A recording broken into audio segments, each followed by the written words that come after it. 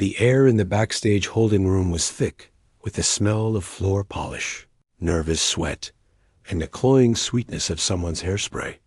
It was the regional final of the Young Virtuosos International Competition in Boston, and every molecule in the place seemed to vibrate with tension.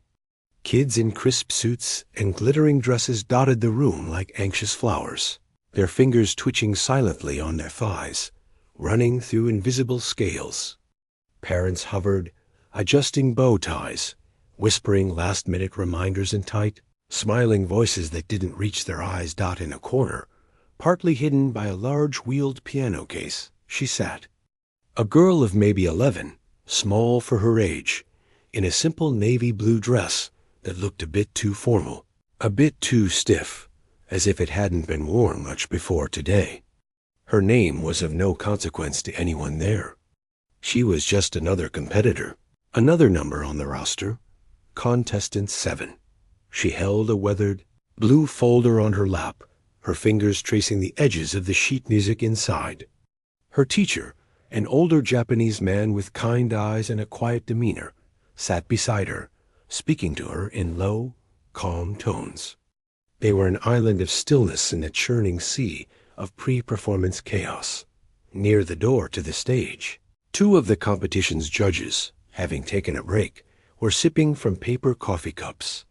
One, a man with a head of silver hair and a sharply tailored blazer, was a well-known critic and a former concert pianist. He had a voice that carried, used to being listened to.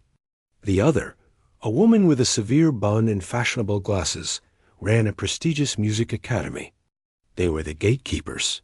The man, let's call him Judge Sterling, glanced at the clipboard in his hand.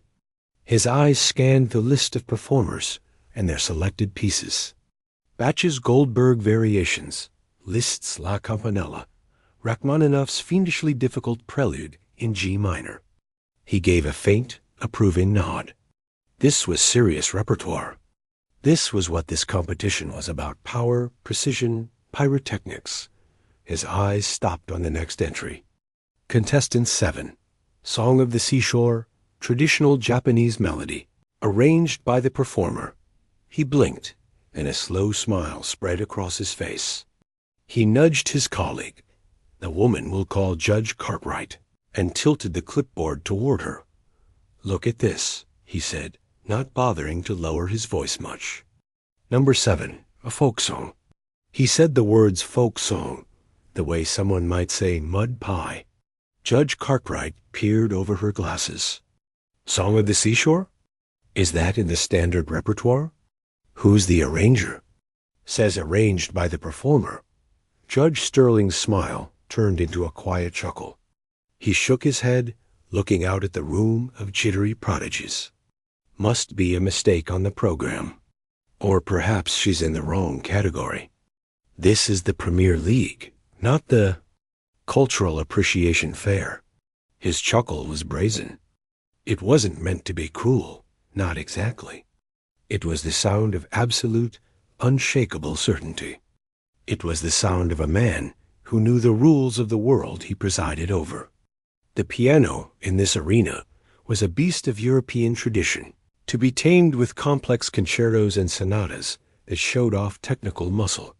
A simple, traditional melody from halfway across the world had no place here. It was like bringing a spoon to a sword fight. The laughter, light and dismissive, carried across the room. Several of the other competitors nearby heard it. A tall boy practicing finger motions on his knee smirked. 2 girls whispering together glanced over at the small girl in the corner and then looked away, giggling nervously themselves. The sound created a new current in the room, one of shared superiority. They were all in this terrible, nerve-wracking boat together, but at least they had the right maps. The girl in the corner heard it too. Her fingers stopped tracing the folder. She didn't look up, but her shoulders, already small, seemed to draw in just a fraction. Her teacher, however, heard it perfectly. He didn't react with anger. He didn't stiffen or glare. He simply closed his eyes for a long second, as if listening to a distant, unpleasant sound. Then He placed a gentle, age-spotted hand over the small hands resting on the blue folder. He gave them a single, firm pat. It wasn't a gesture of pity. It was a signal, a reminder. He leaned in closer, his voice a soft murmur only for her. "Do you hear the wind outside?" He asked in Japanese. The girl, confused, listened. Beyond the hum of the room's lights and the muffled sounds of a Chopin etude being butchered in a distant practice room, there was a faint, low howl. A late autumn gale was brewing against the building. "Your grandfather," the teacher continued, his voice calm and steady, he used to say that on the beach near home, the wind didn't blow through the pines. It played them, like a giant shakuhachi flute. Each tree had a different note. "Do you remember?" The girl gave a tiny, almost imperceptible nod. Her eyes were fixed on her hands under his. "That is the song you are playing today. Not the notes on the page. The wind in the pines. The space between the waves. That is Ma. That is your job. To play the silence as well as the sound. They're maps," he said, with a slight tilt of his head toward the laughing judges and the restless room. "Do not have that C on them. Yours does." He removed his hand. The girl took a slow, deep breath, her small chest rising and falling. She didn't look at the judges. She didn't look at the other competitors. She looked inside her folder at the handwritten score. It looked simple, a flowing, melancholic melody line unadorned. But in the margins, in her grandfather's tiny, precise script, were notes. Not musical notations, but words. "Here, wait for the memory of the wave to pull back. Asterisk, this note is the cry of the gull, not loud, but lonely. The left hand here is not an accompaniment. It is the deep, dark sand holding everything. Asterisk, this was their secret. The piece was a Trojan horse.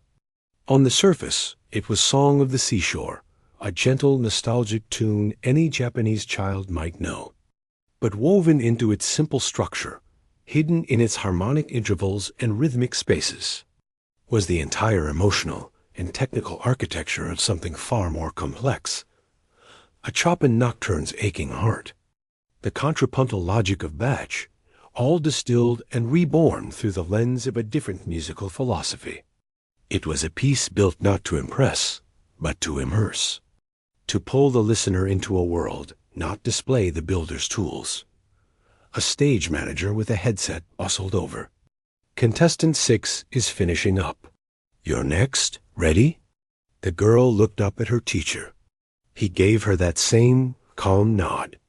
She stood, smoothing her stiff dress. She was so slight, the folder in her hands seeming too large. As she walked toward the heavy stage door, the eyes of the room followed her. Not with interest, but with a kind of detached curiosity, the way people watch the smallest boat heading out into a storm. Judge Sterling and Judge Cartwright, having finished their coffee, moved to take their seats in the auditorium. As they passed her, Judge Sterling offered a perfunctory, professional smile. "Break a leg, young lady," he said, the phrase empty and automatic. His mind was already on the next performer, a boy from Moscow who was tackling Prokofiev, a piece with proper fire and bravura. The girl didn't smile back. She just bowed slightly, a formal, polite dip of her head. Then the stage manager opened the door. A blinding wedge of light from the stage cut into the dim backstage gloom. The sounds of polite, expectant applause filtered in. The air from the auditorium was cooler, smelling of old velvet and dust. She took one last breath. The image of her grandfather's face, wrinkled and smiling. The sound of the wind in the pines behind his old house, clear in her mind. She stepped into the light. The door swung shut behind her, muffling the world of nervous laughter and whispered comparisons. Out there, in the quieting hall, sat hundreds of people and the two judges, settled comfortably in their plush seats, their programs open on their laps. They were waiting, with varying degrees of patience. To hear contestant 7, they were prepared for a simple tune, a moment of quaint cultural diversion before the real competition resumed. They were not, in any way, prepared for what was about to happen. The door clicked shut, sealing off the backstage world. For a second, she was alone in the narrow, dark wing of the stage. The applause for the previous performer was fading, a polite wave rolling back out to sea. The stage lights, bright and hot, felt like a physical wall. From out in the hall, she could hear the rustle of programs, a few scattered coughs, the squeak of a seat as someone settled in. She walked to the center of the stage. Her shoes, simple black flats, made no sound on the wooden floor. The grand piano waited for her, a huge, black, gleaming creature. It looked more like a sleeping beast than an instrument. The lid was propped open, a giant dark mouth waiting to swallow her whole. She placed her blue folder on the music stand, the pages looking terribly small and fragile under the bright lights. From her spot, the audience was just a dark, shapeless mass. She couldn't see faces, only the vague suggestion of heads and shoulders. But she knew exactly where the judges sat. Third row center. She could feel their gaze, professional, expectant, and probably a little bored. They'd already heard 6 performances. They were bracing for number 7, the folk song. A deep silence fell over the hall. It was the kind of silence that was heavy, full of waiting. Someone's stomach growled loudly, and a few people let out nervous, stifled laughs. The sound made her realize how quiet it was, how everyone was holding their breath, waiting for her to begin. Her heart was a small, frantic bird in her chest. Her fingers felt cold and stiff. The first thought that crashed into her mind was a simple, terrifying one. I can't do this. She looked down at the keys. They were so many. A river of white and black stretching away from her. They looked unfamiliar, alien. The simple melody in her folder seemed stupid now, a childish scribble. The brazen laugh from the judge echoed in her memory, mixing with the feeling of all those invisible eyes. Her throat tightened. She wanted to turn and run back through the door, back to her teacher, back to the small practice room where no one was watching. But then, her eyes caught her own hands, resting in her lap. They were small hands. The fingers were not particularly long. Her teacher always said they were listening hands, not commanding hands. And looking at them, she was suddenly not in Boston anymore. She was 7 years old, kneeling on the soft tatami mat floor of her grandfather's house in a small coastal town. The air there always smelled of salt, pine, and old paper. Her grandfather was not a pianist. He was a master of the koto, the long, horizontal Japanese harp. Its sound was not big and booming like the piano. It was delicate, plucked, like drops of water falling into a quiet pond. He was a man of few words, her grandfather. His face was a landscape of gentle wrinkles, and his eyes always seemed to be smiling at some private, quiet joke. He didn't teach her by giving lectures. He taught her by doing, by being. Come, he would say, patting the floor beside him. She would scramble over, and he would place her small hands on the thick strings of the koto. Don't just play the note, he whispered, his voice as soft as the wind outside. Play the space around the note. The note is born from the silence, and it returns to the silence. Your job is to be the bridge between the two. He called this space asterisk, ma. It wasn't just a rest, a blank spot in the music. It was alive. It was the breath before speaking, the moment of suspension at the top of a wave before it crashes. It held the memory of the last note and the anticipation of the next. It was where the feeling lived. He would play a single resonant pluck on a string. The note would hang in the sunlit room, vibrating, fading. He would let it die completely, until the air was still again. He would wait, his eyes closed. "Do you hear it?" He would ask. "Hear what, grandfather?" "It's gone." "No," he would say, opening his eyes, which were bright with mischief. "Now you hear the shape it left behind. That shape is part of the music, too." Her lessons were not about scales or speed. They were about listening. They would sit for hours, not playing, just listening to the world. The specific pattern of the rain on the roof, the different size of the wind through the bamboo grove and the pine forest, the hollow knock of the fishing boats in the harbor. Every sound has a soul, he told her. Music is just helping other people hear it. The song of the seashore was his song. He had hummed it while mending his nets, whistled it while tending his small garden. He never wrote it down. It was just there, in the air of the place, like the scent of the sea. When she was 9, she had tried to pick it out on the old, out-of-tune upright piano in the community hall. She played it for him, note for note. He listened, his head tilted. When she finished, he was quiet for a long time. "That is the skeleton," he said finally. "Now you must give it skin and breath and a beating heart. You must give it Ma." He began to help her, not by writing music, but by telling stories. "This part," he would say, humming a phrase, "that is not a melody. That is the gray gull, the one with the bent wing, circling and calling for his friend who flew south. His call is lonely, but it is not sad. It is full of hope. Can your left hand be the wide gray sky that holds him?" So she would try again. She would play the simple tune, but now she would hold a chord softly underneath, letting it linger, creating a backdrop of sound like the heavy summer sky. She would leave a gap between 2 notes, not because the sheet music said to, but because that was where the memory of the wave lived. A year later, her grandfather got sick. The last time she saw him, he was very thin, lying in his bed by the window where he could see the pine trees. She held his hand, her small fingers lost in his large, bony ones. He could no longer speak loudly, so she leaned close. "The song," he whispered, his breath shallow. "You remember?" She nodded, tears hot in her eyes. "Play it for them," he said. His eyes, still smiling that quiet smile, looked straight into hers. "Not for the judges in their fancy suits. For the lonely gull. For the wind in the pines.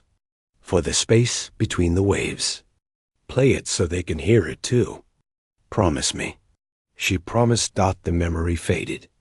The cold, bright stage in Boston came back into focus. The dark, waiting audience. The judges. The huge, silent piano. But something had shifted. The fear was still there, but it was now alongside something else. A sense of purpose. A quiet, stubborn love that was bigger than the laughter, bigger than the competition. She wasn't here to prove them wrong. She was here to keep a promise. She looked at the piano keys again. They weren't a river of terror anymore. They were tools. They were her koto, her pine trees, her seashore. She adjusted the bench carefully, her movements slow and deliberate. She took another deep breath, but this one was different. It wasn't a gulp of panic. It was the breath her grandfather taught her to take, the one that connected the silence before to the sound about to come. She placed her hands on the keys.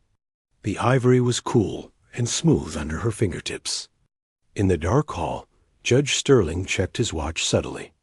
Judge Cartwright stifled a small yawn behind her hand. The girl closed her eyes.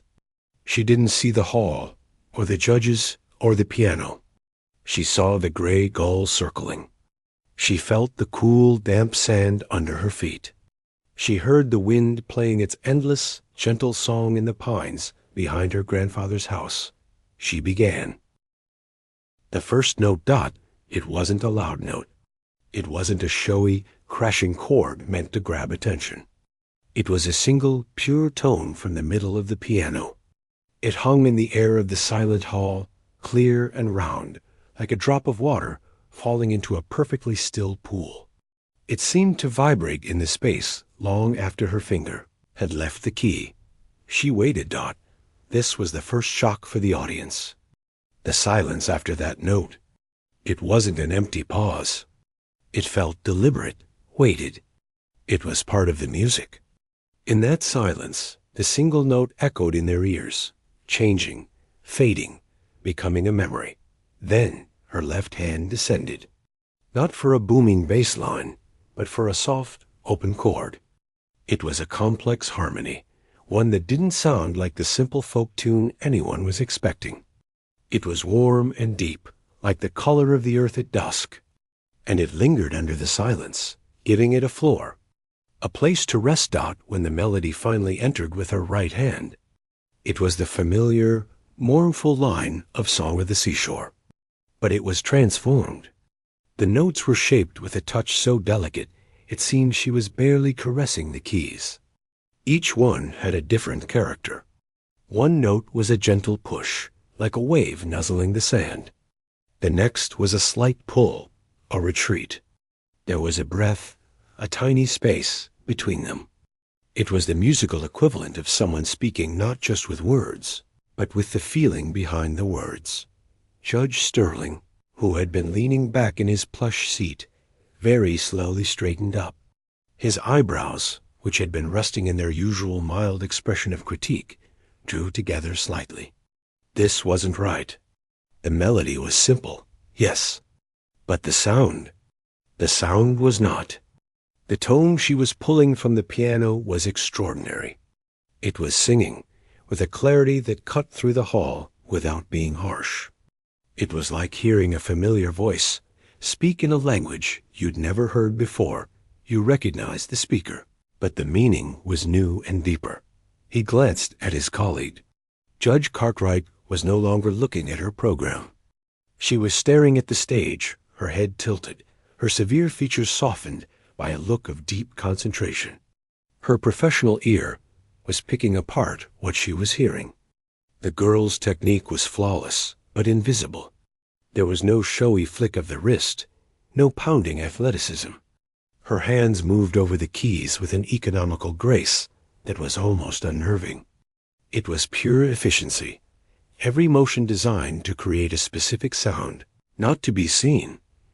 But it was the spaces that were truly disorienting. The girl would play a phrase, a line of that simple, aching melody, and then she would stop. She would let the sound decay into nothing. And in that nothing, something happened. The audience, almost as one, held their breath. They were listening to the absence of sound and finding it was full of something. A longing, a memory. It was the ma her grandfather had taught her. She wasn't just playing notes. She was sculpting silence. The melody began to unfold, and with it, the hidden architecture of the piece revealed itself. The simple tune was just the spine. Now, flesh and blood grew around it. Her left hand began to move, not in simple chords, but in intricate, flowing patterns. It was the sound of water, yes, but not a placid sea. It was water swirling around deep rocks, finding hidden channels full of dark, shifting currents. The harmony grew richer, more complex. Echoes of European composers were there, a hint of Debussy's shimmering water, a touch of Chopin's lyrical sorrow, but it was filtered through something else entirely. It felt ancient and personal. She was building a world. With each phrase, each deliberately placed silence, she was painting a picture not of a generic seashore, but of her seashore. You could almost feel the cool, misty air. You could see the gray gulls wheeling against the leaden sky. You could hear the wind, not as a roar, but as a whisper through tall, lonely pines. In the third row, Judge Sterling felt a strange, uncomfortable tightening in his chest. He had listened to thousands of performances. He had heard children play pieces 10 times more technically difficult with stunning accuracy. He was rarely moved. He was impressed, or he was not. This was different. This was bypassing his critical mind and going straight for something deeper. The brazen laugh he had shared backstage felt like a ghost in his memory now, a cheap, ugly sound compared to the profound beauty unfolding on stage. A faint heat crept up the back of his neck. The girl on stage was gone. She was not performing. She was remembering. Her eyes were closed now, her face a mask of peaceful concentration. She was listening to the music as she created it, following it like a path through a familiar forest. Her body swayed slightly, not with theatrical flourish, but with the natural rhythm of the waves she was conjuring. The piece began to swell. It wasn't a loud, dramatic swell, but an emotional one. The melody returned, now carried by her left hand in the lower register, sounding like a deep, old memory. Over the top, her right hand began a cascade of notes, light and fast as scattering sea foam. The technical skill here was immense. The lines were perfectly clear, independent, and singing, but it never felt like she was showing off. It felt necessary. It was the storm coming, the wind rising in the pines, the gulls crying out. Judge Cartwright found she had stopped breathing.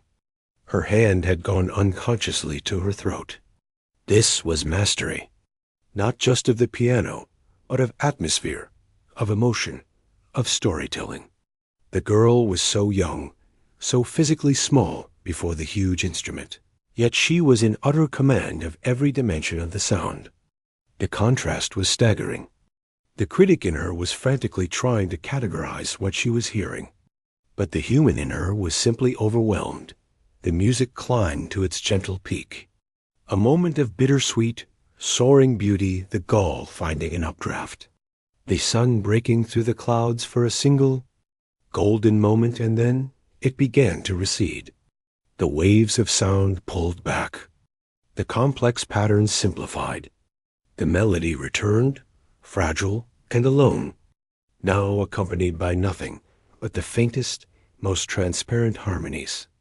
Like the last light glinting on the wet sand, the final notes were played so softly they were almost just a thought, a suggestion of sound. And then her hands came to rest in her lap. The last note didn't just end. It dissolved. It melted into a silence that was completely different from the silence before she began.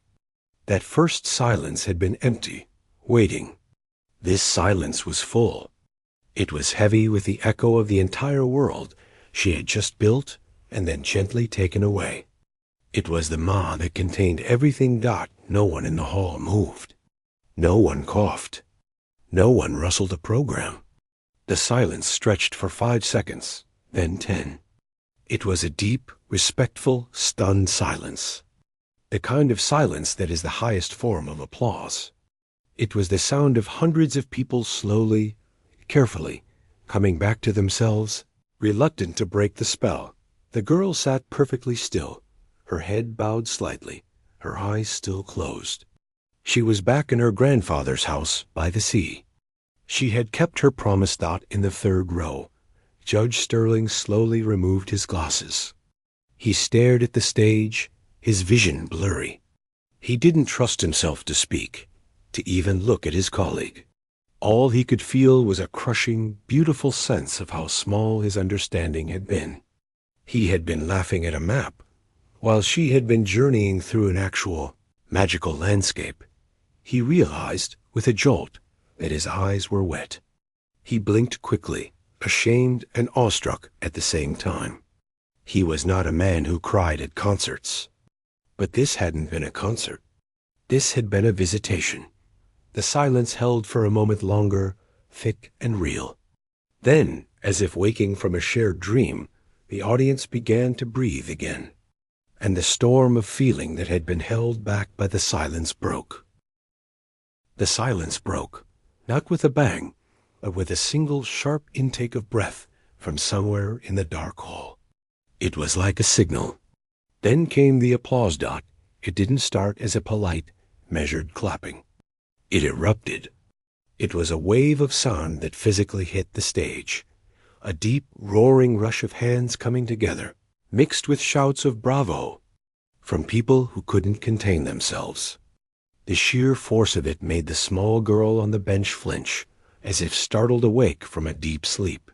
Her eyes flew open, blinking against the bright lights. For a second, she looked confused, disoriented, like someone who had been far, far away and had just been dropped back into their body. She looked out at the dark mass of the audience, now alive with movement and noise. The applause was overwhelming, a continuous thunder. She saw people standing, first a few in the front, then rows behind them, until it seemed like the entire hall was rising to its feet. A sea of shapes, clapping, their faces turned toward her like flowers to the sun. She didn't smile. She didn't beam with triumph. The feeling that rose in her chest was too big for that.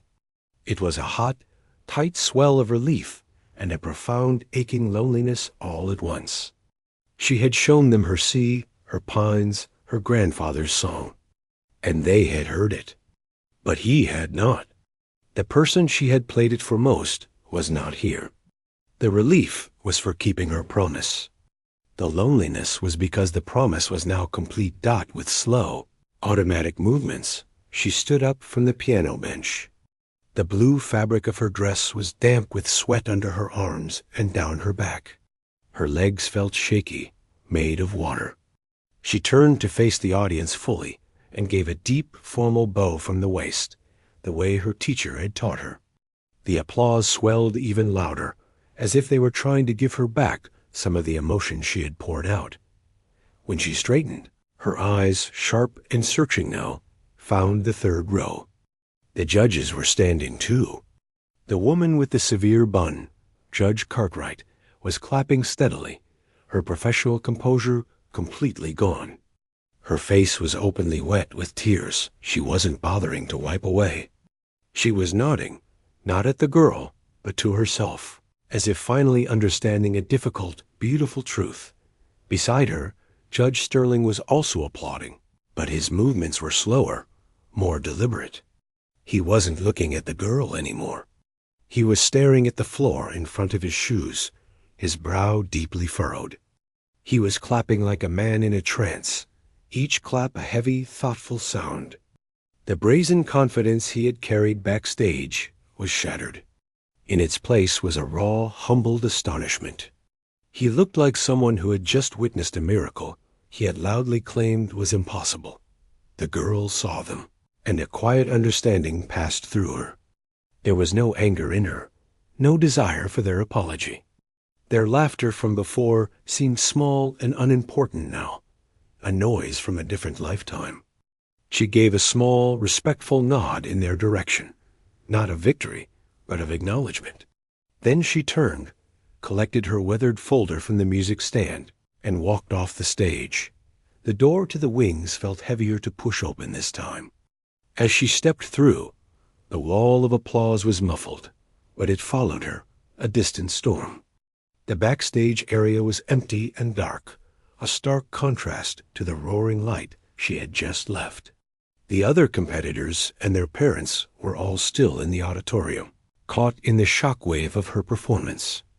Only her teacher was there. He stood exactly where she had left him, by the large wheeled piano case. He did not rush forward. He did not whoop with joy. He simply waited, his hands clasped in front of him, his old face a calm pool. She walked up to him, the folder clutched to her chest.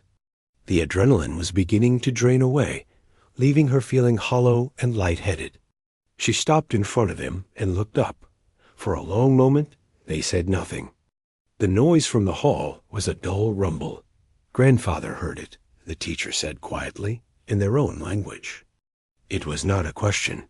The girl's composure, which had held through the performance and the roaring applause, cracked. Her chin trembled. She gave one quick, jerky nod, her eyes flooding with hot tears that spilled over and tracked silently down her cheeks. She wasn't crying from sadness, or even from happiness. It was a release, a final letting go of the huge thing she had been carrying inside her for so long. The teacher placed his hands on her shoulders.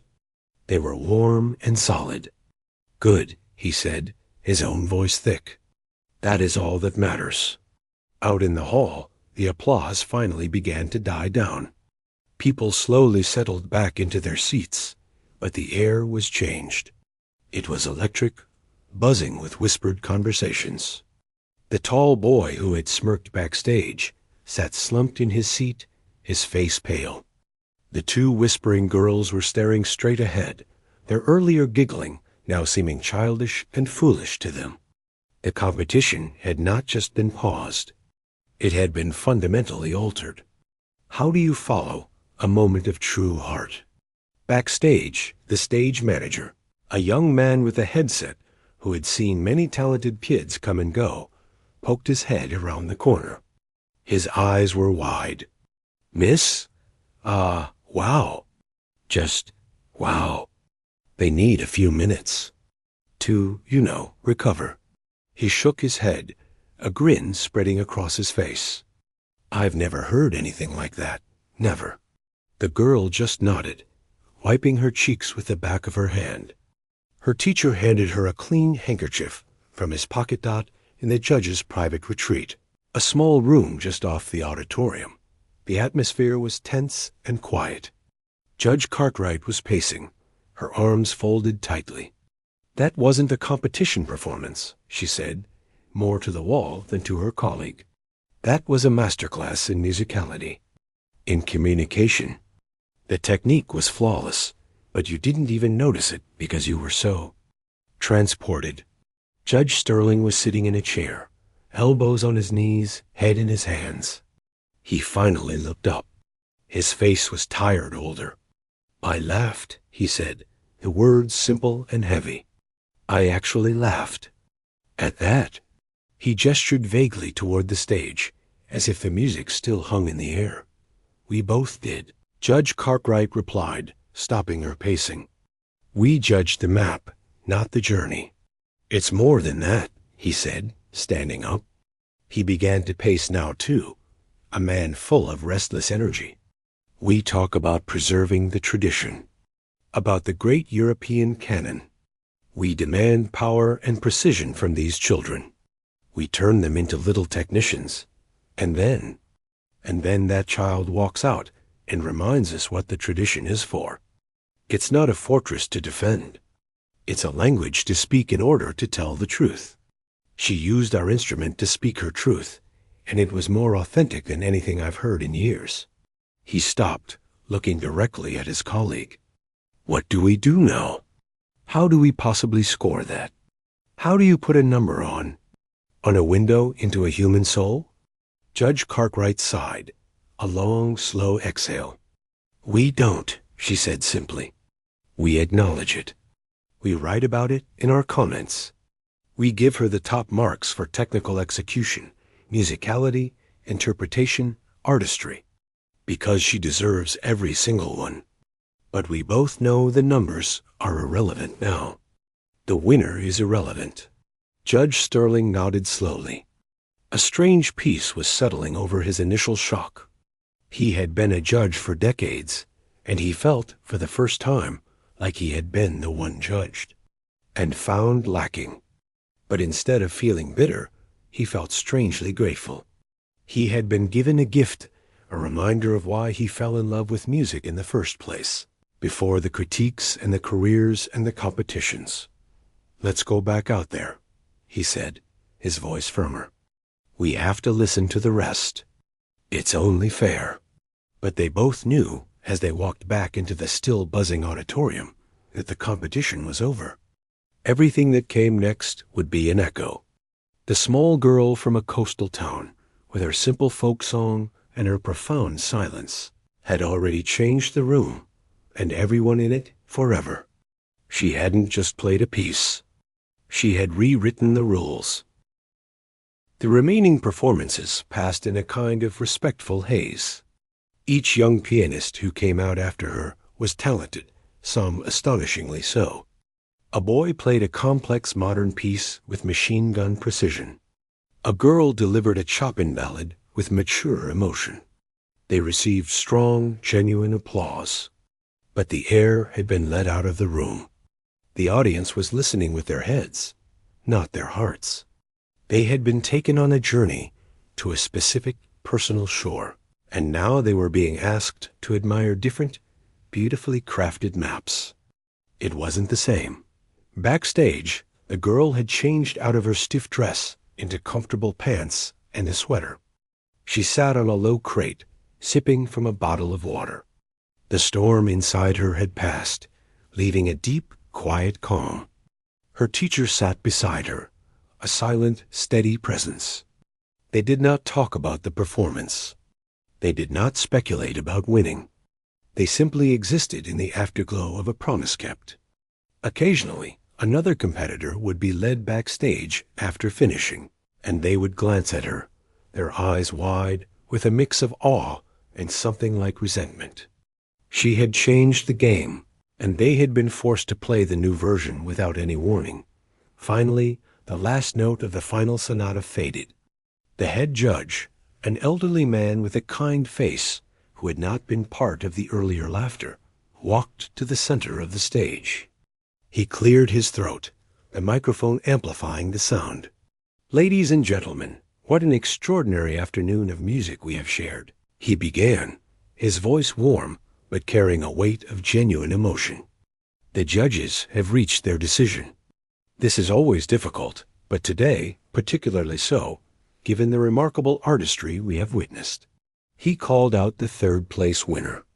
A tall boy walked out, shook the judge's hand, and accepted a small trophy. He smiled, but it looked strained. Second place was announced, and the girl who received it gave a graceful bow, but her eyes flickered momentarily toward the wings. A hush fell, deeper than before. Everyone knew.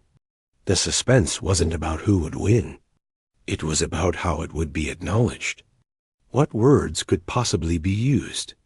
"And now," the head judge said, adjusting his glasses, looking down at his card, and then up into the wings, as if to make sure she was there.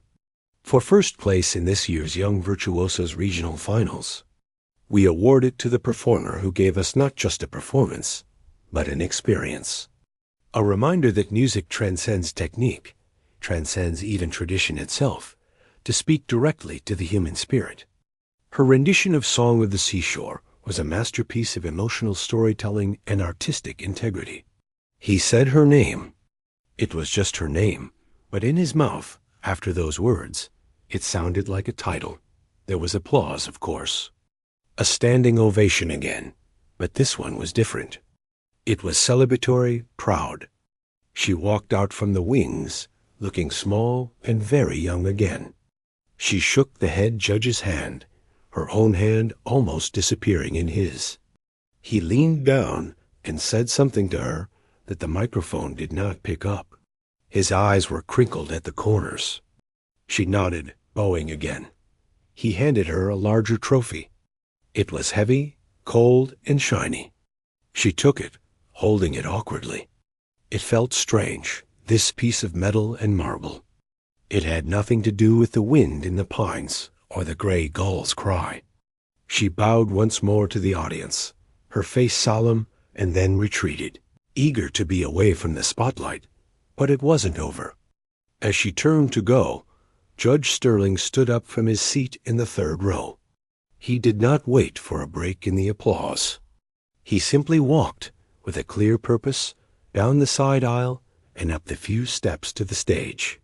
The audience noise faltered, curious. The head judge looked surprised, but stepped back. Judge Sterling approached her. He looked older under the stage lights, the lines on his face more pronounced. There was no trace of the confident, laughing man from backstage. He stopped in front of her, and for a terrible second, she thought he might be angry. But his eyes were red-rimmed and soft. He did not offer his hand. Instead, he did something that made the entire hall gasp. He bowed to her. Not a small nod. A deep, formal bow from the waist, holding it for a long 3 seconds. When he straightened, his voice, when he spoke, was rough with feeling. He spoke clearly, wanting everyone to hear. "On behalf of myself, and of everyone in this hall who believes they know what music is, he began. "I wish to thank you. You did not just play for us today. You taught us. You reminded us that we can become so focused on the notes on the page that we forget the silence between them, that we can worship the instrument and forget the soul that must play it. Your music was a gift of profound beauty and humility. Thank you for your lesson." He bowed his head again, briefly, and then turned and walked off the stage, not back to his seat, but straight out the side door into the lobby. He needed air. He needed to be alone with his thoughts. The silence after he left was absolute. Then the applause returned, not roaring now, but deep, sustained, and full of understanding. They had just witnessed something far rarer than a perfect performance, a public, gracious, and utterly sincere act of humility from a man who represented the highest authority in their world. The girl stood frozen, the heavy trophy clutched to her chest. She felt her teacher's presence before she saw him. He had come onto the stage quietly. He placed a gentle hand on her back, a guide. Together, they walked off the stage for the last time. The aftermath was a blur of faces and flashes. People swarmed her in the lobby, well-wishers, reporters asking questions, other parents wanting to touch her shoulder. Her teacher handled most of it, his calm voice a shield. "She is very tired," he said again and again. It was an emotional day. Through the crowd, she saw the other judge, the woman with the severe bun. Judge Cartwright was waiting at the edge of the throng. When the girl's eyes met hers, the woman didn't smile. She simply placed her hands together in front of her heart and gave a slow, respectful nod. It was a gesture that said everything. It said, I saw it. I heard it. I will not forget. Finally, they escaped to the quiet of a taxi. The city lights streaked by the windows. The girl leaned her head against the cool glass, the trophy a cold weight on her lap. What happens now? She asked softly, in their own language. Her teacher looked at her, his face illuminated by the passing streetlights. Now, you go home. You sleep. You eat. And in a few days, you play again. But not for them. For yourself. For the sea. For your grandfather. The music does not change because of a trophy or a judge's words. It is still your truth. She nodded, feeling the truth of that. The competition was a closed door. The music was an open window. A few weeks later, a thick envelope arrived at her teacher's small apartment. It was the official judge's commentary from the competition. There were score sheets with perfect marks. But clipped to the top was a handwritten letter on fine stationery. It was from Judge Sterling. He did not write about her technique or her potential. He wrote about the silence in the hall after she finished. He wrote that he had gone home and dug out an old recording of traditional Japanese koto music, listening for the spaces her grandfather might have heard. He wrote that he had apologized to his own students for prioritizing brilliance over honesty. You have begun a conversation in me, he wrote, that I am afraid will last for the rest of my life. For that, I am in your debt. The girl read the letter, then put it back in the envelope. She placed it on the small shrine in her room, where a photograph of her grandfather sat, smiling his quiet smile. It belonged there with him. She walked to the piano, the same old upright she had always practiced on. She opened the fallboard. The keys were familiar friends now, not a beast to conquer. She placed her hands on them, thinking not of stages or judges, but of the sound of the wind, the shape of a note in the quiet air. She began to play. Not the song of the seashore. Not yet. Something new. Something that was just starting to form, born from the silence he had taught her to hear. The notes were tentative, searching. They were not perfect, but they were hers. And they were free.